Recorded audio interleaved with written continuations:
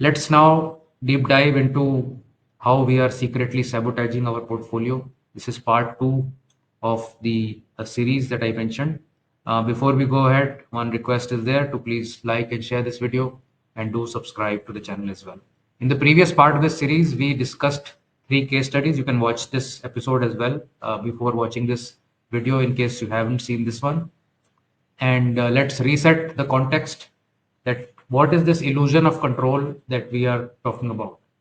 So illusion of control is basically a bias, a cognitive bias, where we believe that we can control or influence outcomes that are actually being governed by chance or by complex forces. So a lot of things are happening by chance, and a lot of things are happening because of a lot of external forces, but we tend to feel that we can control or influence the outcome by our action. That is the basically the cognitive bias. So some real life examples, more than stock market examples that will come later, is let's say your phone is processing some data and we are repeatedly tapping the screen while when the app is loading. That's the action that we do, but in reality it doesn't really speed up anything. It even may cause the app to crash. So the illusion is that I'm trying to help myself by doing tuck tuck tuck tuck, tuck, but it won't really help you. Similarly, as soon as the flight lands, and especially in India, we see people jump up, grab their bags, and form a queue in the aisle, and then just stand there for 15 minutes waiting to deboard. Uh, uh, so there was no point of doing this, right? This action is absolutely a useless action. And in reality, you still have to wait 15 minutes. If everybody was seated and they got up orderly, it would have still taken 15 minutes. So the illusion is that if I stand first, I'll get out faster. But in reality, it really doesn't make any difference.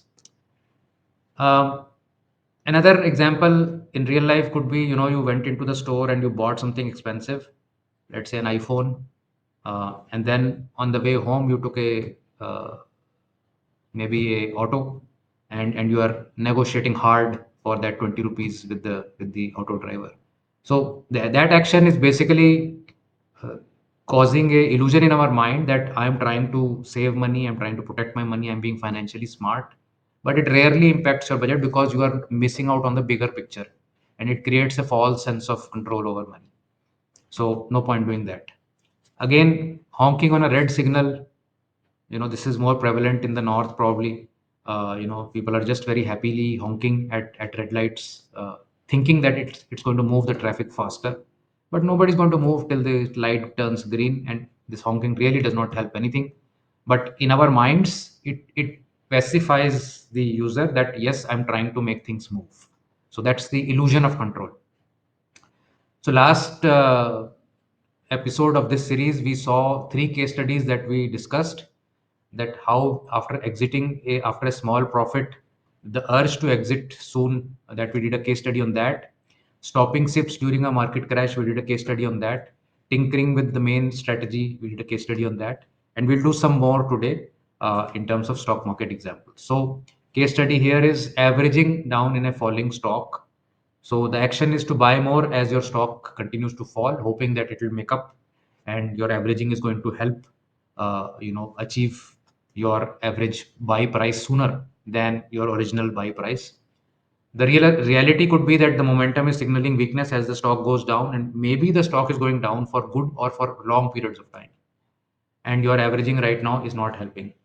But the illusion is that I'm trying to get a better price and I'm taking control over my average price so that I can sell in the next few weeks as the stock goes up. So example could be anything. You bought something here.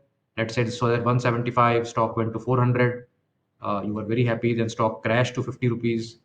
Uh, you decided to average very aggressively here, hoping that you will come back to 175, and your average is going to help you make some profits. Stock actually went to 7 rupees and has stayed on for the next perhaps nearly 10 years since your original purchase. You are stuck with an average of 100 rupees. Stock is at 20 rupees. A lot of opportunity cost has been wasted. You have had a lot of sleepless nights over this waste of investment that you did, and it helped nothing basically.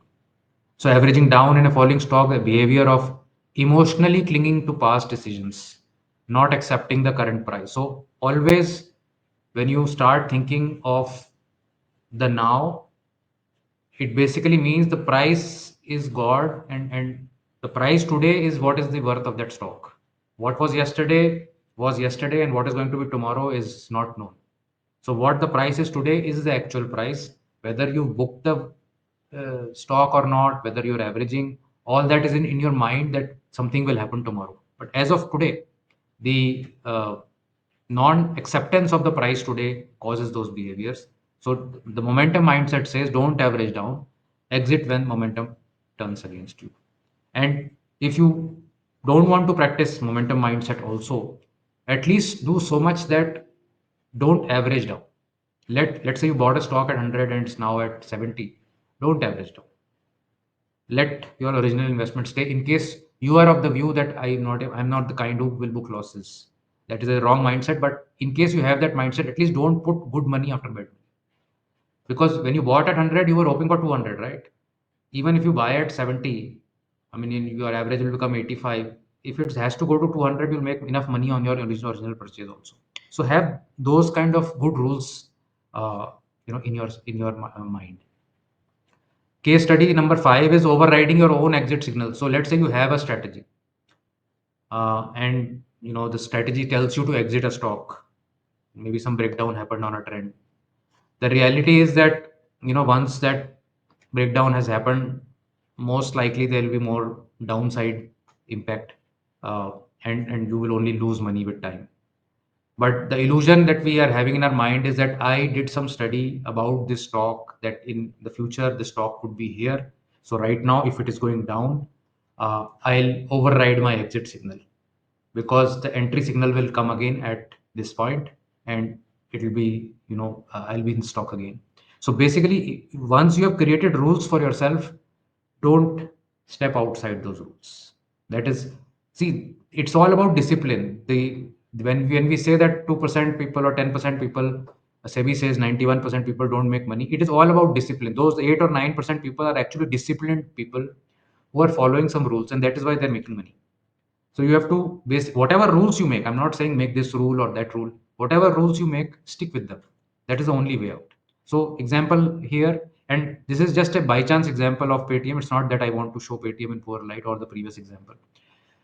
And you got into Paytm on listing day. Your system said either I will exit if my money doubles, or I will exit at 50% loss. Although that system is also very poor, but let's say you had this system, and now within days of the listing day you are down 50%. But in your mind, Paytm is a great company. It's there on everybody's phone. It is going to go to 5,000 one day. So how to book loss here? So you, in your mind, you ignore the system trigger. You decide to override with the hope that stock has immense potential, so let's just keep waiting.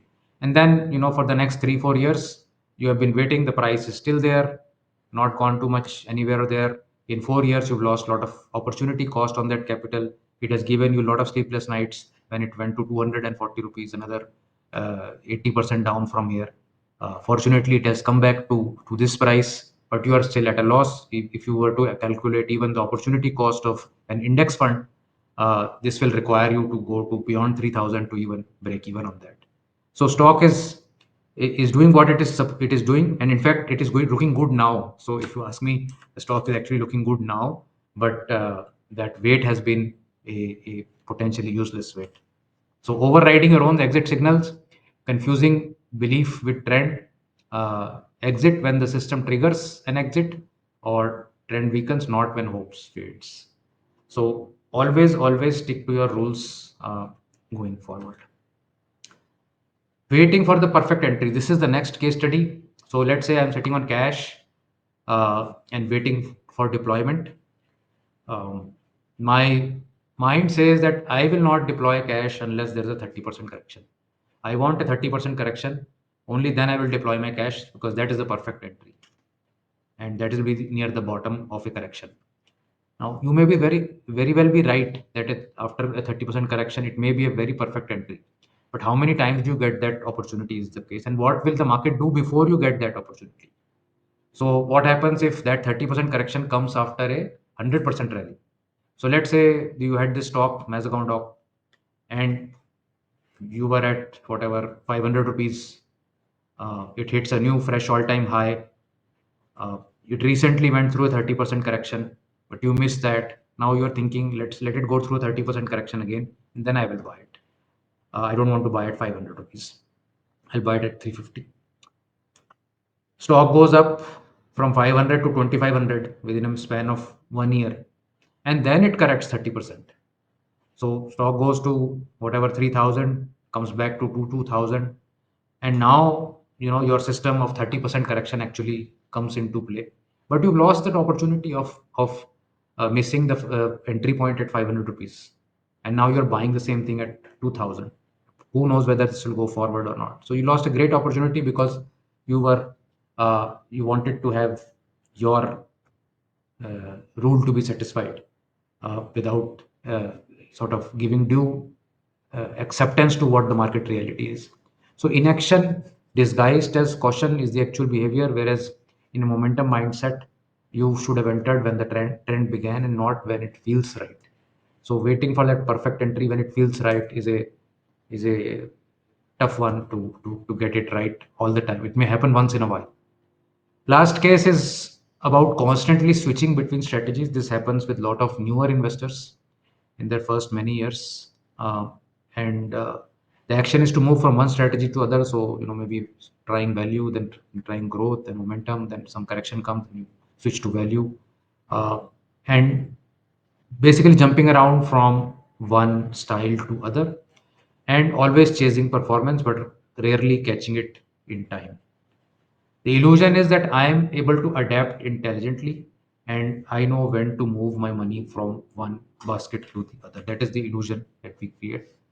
Uh, and that typically does not result in any gain, because by the time you are shifting, you've collected losses from that downside of that system, gone to another system where perhaps it has already gained to some extent, because this style was losing money, this style was gaining money. By the time you got out of here and went in here, that had already gained. So you are basically losing the alpha of each of those strategies, and jumping from one to the other. So stick to one robust system, uh, and play long term. Basically, don't keep reinventing your approach frequently. In the very beginning, perhaps this is applicable, and it's all right. But the idea is that very quickly in your investing journey, you should come to a point where you can say that, okay, I tried this, I tried this, I tried this. I think this fits my psychology very well, and I'm going to stick with this. That is the sticking part that I would like you to do. uh, there's another video that we did, the silent killer of your portfolio.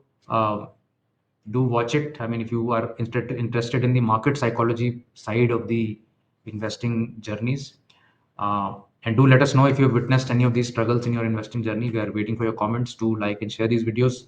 Do subscribe to the channel, and I will see you in the next one. Bye bye.